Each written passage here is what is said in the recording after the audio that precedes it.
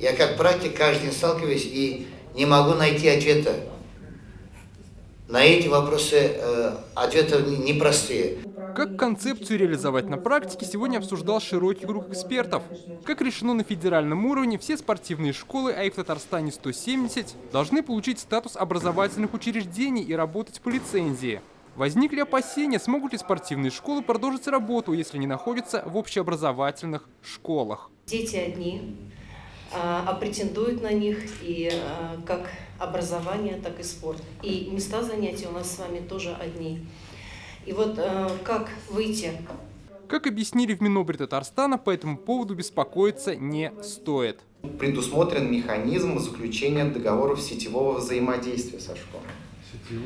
Сетевая форма взаимодействия. У меня есть тренеры, у меня есть программа, но ресурсы, которые необходимы для реализации этой программы, ну, например, спортзал, мячики и другое оборудование, оно находится в школе, и дети находятся в этой школе. Заключается вот этот договор, где мы совместно, вместе со школой, реализуем эту программу.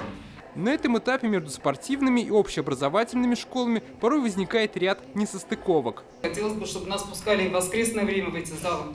Есть школы, новые школы, которые не пускают почему-то нас. Очень многие школы работают на пределе, и они в воскресенье хотят отдохнуть. Да? А в воскресенье надо, чтобы двери открыть, туда клининг должен выйти, охрана должна выйти, там еще кто-то должен выйти. Клин вбивает и вопрос денег. Спортшколы хотят проводить свои тренировки, а школам выгоднее устраивать платные занятия.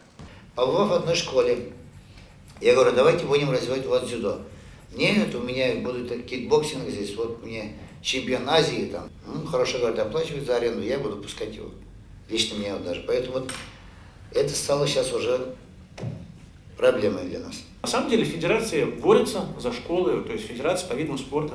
Особенно сейчас идет борьба за наши вот эти новые школы, которые на 1224 места, которые фантастическая инфраструктура, 2 бассейна и так далее. Да, конкуренция это как в спорте, конкуренция. Нет, от конкуренции-то мы не уйдем никуда, это понятно. Каждый захочет оторвать самый лучший пирог. И нет, но пути решения все-таки какие есть.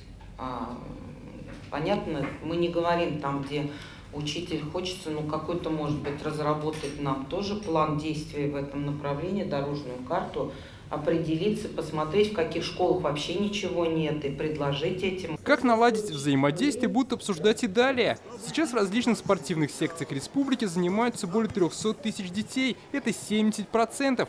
По федеральной же концепции этот показатель нужно составить 90%. Дмитрий Аринин, Игорь Романов, ТНВ, Казань. Закажи рекламу на ТНВ. Телефон в Казани 5 705 100.